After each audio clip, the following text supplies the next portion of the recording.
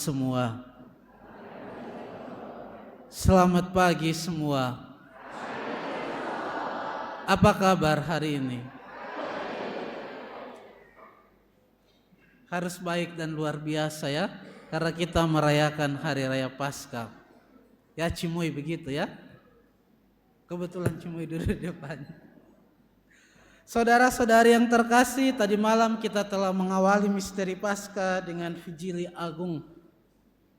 Masih ingat ya, tadi malam kita membaharui janji baptis. Masih ingat pertanyaannya? Bahaya kalau lupa ini. Tadi malam kita membaharui janji baptis, jadi sangat sayang sekali kalau hari-hari ke depan ada yang lockout dari gereja Katolik ya. Orang muda, tadi malam kita membaharui janji baptis. Semoga itu mengingatkan Anda semua supaya jangan lockout dari gereja Katolik ya. Sayang sekali, sudah susah-susah memperbaharui janji baptis, disiram lagi dengan air, dan kemudian meninggalkan gereja Katolik. Saudara-saudari yang terkasih, hari ini kita merayakan Hari Raya Paskah. Tadi malam kita merayakan Vigili, malam tirakatan, malam berjaga-jaga. Kita sedang bergerak ke arah Paskah. Dan hari ini kita merayakan secara meriah Hari Raya Paskah kebangkitan Tuhan itu. Maka tadi malam pastor paroki mengingatkan bahwa jangan hanya misa tadi malam dan hari ini tidak misa ya. Hari ini wajib hukumnya. Saudara-saudari yang terkasih, Paskah berarti kebangkitan. Dan kebangkitan sebagaimana yang kita dengarkan dan renungkan dalam bacaan-bacaan hari ini, nada dasar yang kita rayakan, yang kita renungkan adalah kesaksian. Paskah selalu berarti berkaitan erat dengan yang namanya kesaksian, panggilan menjadi saksi. Seperti dalam bacaan pertama mengenai kisah Petrus sendiri. Orang bertanya, apa bukti dari kebangkitan Yesus? Pertanyaan ini penting mengajak kita untuk merenungkan kaitan antara kebangkitan dan kesaksian itu sendiri. Kalau ditanya Cimoy, apa bukti dari kebangkitan Yesus? Apakah kubur kosong seperti yang dialami oleh Maria Magdalena dalam bacaan Injil tadi? Apakah kubur kosong adalah bukti dari kebangkitan Yesus sendiri? Jawabannya mungkin saja. Karena ada banyak spekulasi kalau kubur itu kosong. Bisa saja mayat Yesus dicuri seperti yang dipikirkan oleh Maria Magdalena. Tapi saudara-saudari yang terkasih, para penulis kitab suci dan para bapak gereja mengungkapkan bahwa bukti paling mendasar dari peristiwa kebangkitan adalah perubahan hidup. Bukti utama dari kebangkitan adalah transformasi hidup yang dialami pertama-tama oleh para saksi dari kebangkitan, yakni para murid Tuhan sendiri. Perubahan hidup, transformasi hidup dari para murid menjadi bukti otentik dari kebangkitan. Kebangkitan membawa perubahan. Kebangkitan Kristus mengubah hidup dari para murid. Mengubah hidup dari Petrus, dari seorang yang menyangkal Yesus.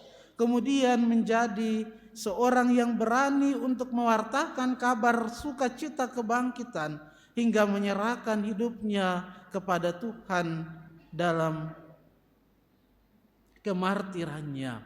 Begitu pula perubahan hidup yang dialami oleh para murid yang lain, yang awalnya takut-takut, menutup diri, mengunci pintu dan jendela. Kemudian peristiwa kebangkitan mengubah mereka menjadi orang-orang yang berani untuk mewartakan kabar gembira, kabar Injil kepada dunia.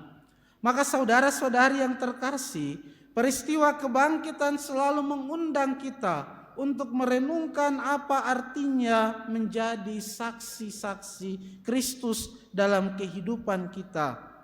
Teristimewa lewat sakramen-sakramen inisiasi yang telah kita terima. Dan pada malam Vigili Paskah kita memperbaharui janji baptis kita untuk menolak setan dan perbuatannya, untuk menolak segala hiburan yang tidak sehat, segala tindakan-tindakan yang melanggar hak-hak asasi manusia. Kita diundang untuk menjadi saksi-saksi kebangkitan dalam kehidupan kita, saksi tentang harapan, tentang iman, tentang kasih, tentang pengampunan Tuhan dalam hidup kita. Maka perayaan Paskah sendiri menjadi bermakna bila kita juga bangkit untuk menjadi saksi-saksi Kristus seperti yang telah diteladankan oleh para rasul dalam sejarah iman kita. Maka itu menjadi penting saudara-saudari yang terkasih, ketika Paskah kita merayakan Paskah, ada sebuah transformasi, ada sebuah perubahan hidup dalam diri kita. Ada sebuah perubahan di mana kita meninggalkan cara hidup yang lama untuk memulai hidup yang baru dalam Kristus.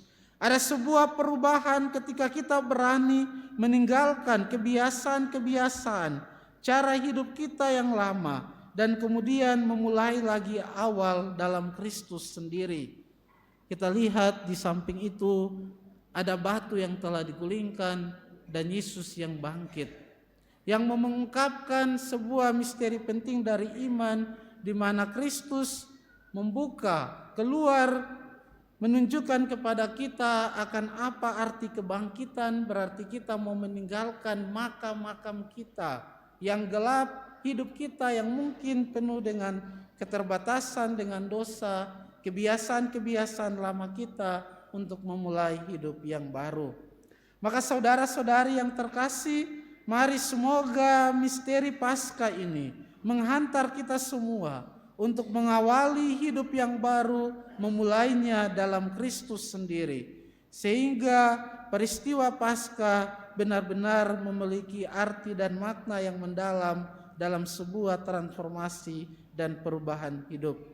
Mari kita mohon rahmat Tuhan dalam Ekaristi pada hari raya Paskah ini.